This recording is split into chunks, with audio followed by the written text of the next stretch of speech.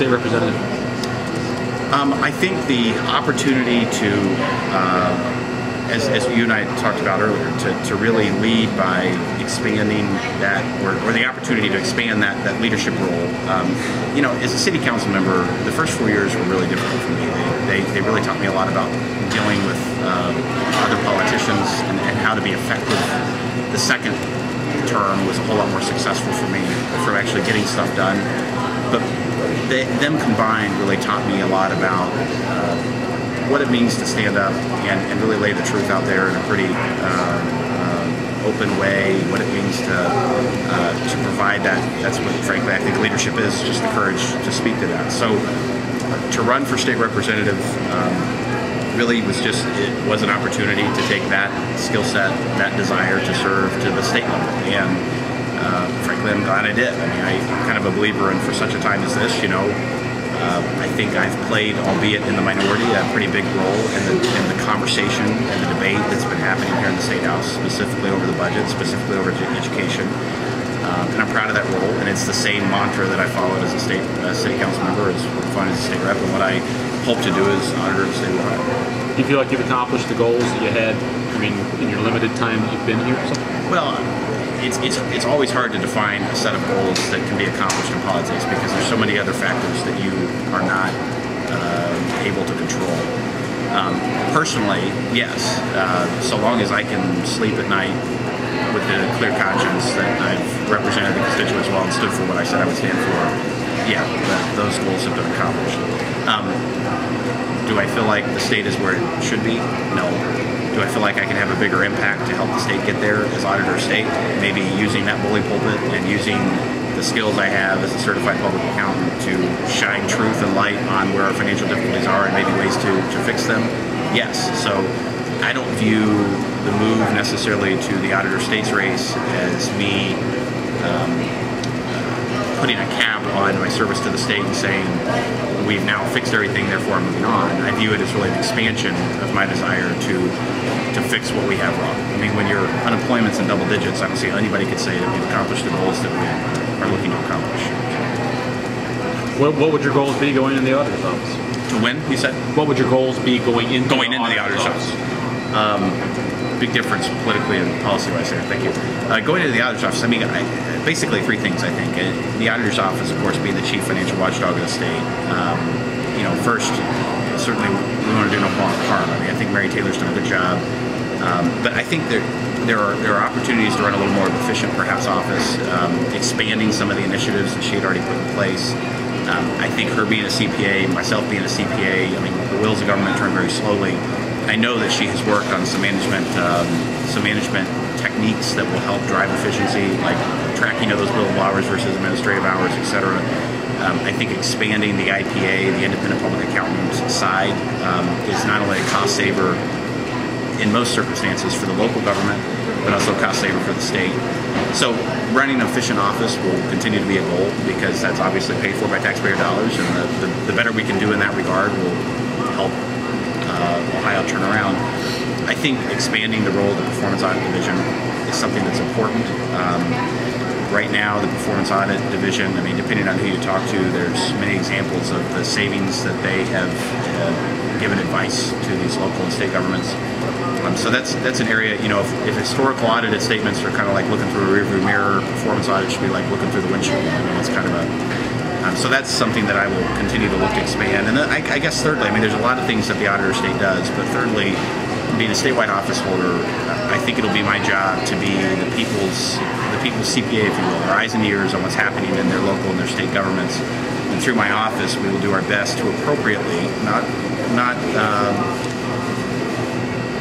in some way just to create, you know, news, but to appropriately use the auditor of state's office, that bully pulpit, as an opportunity to politely point out where deficiencies are, to also make suggestions for improvement, and to really take a leadership stand on issues that are important to the Ohio people, mainly financial, but maybe otherwise when necessary.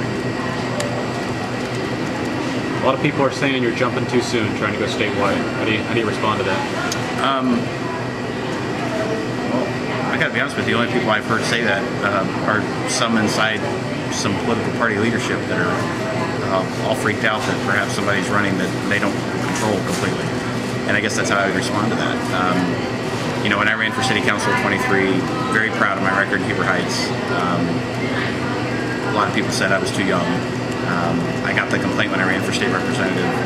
I like to say it's not the age, it's the mileage. And I've been blessed with a lot of experience, both private sector and public sector, in my short time in life. And I'll probably die early because of it.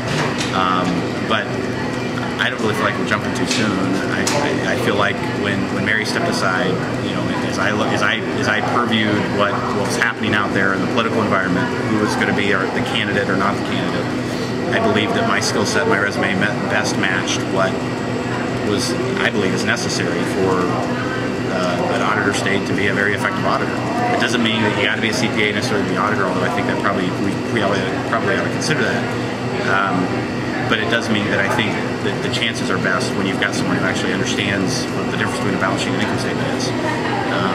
And that's why we jumped, if you want to borrow that term. The criticism I hear from those, it's the same critics, frankly, not the same exact people, but it's the same type of critics that said it when I was 23 and ran for council and shook that council up, and I think left that government in a much better situation than I found it in.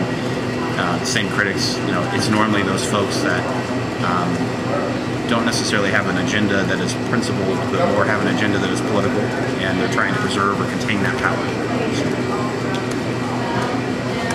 Your opponent has been a county auditor, is in elected office right now. What makes you a better candidate compared to the experience that he has? I really think two things. I mean, my opponent was running for Attorney General before he switched to run for Auditor State. I think his heart and passion is really with the Attorney General's race.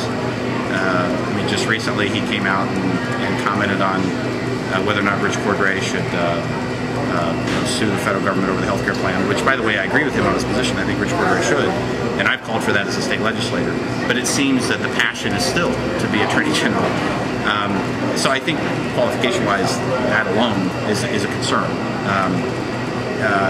The county auditor, this is not a bit. I mean, the county auditor positions are very important. As you know, I ran for that position once upon a time. It's a very different position than the state auditor. The county auditor is very administrative in nature, handling the budgets, the dog licenses, the property valuations. They're not in the business of issuing financial audited statements, which is what the state auditor does. The state auditor literally is putting together financial statements and issuing opinions on those financial statements just as they would in private practice. That's what CPAs do.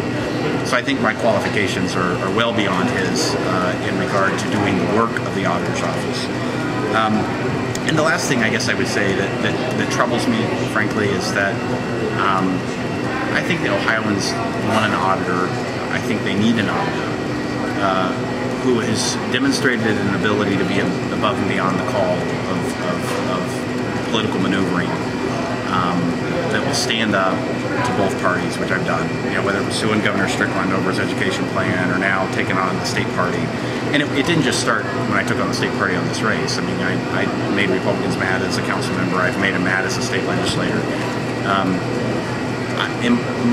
My largest concern, and probably from a qualification standpoint, is that I think you've just got to look at the records and say who will be that independent and objective watchdog for the people of Ohio.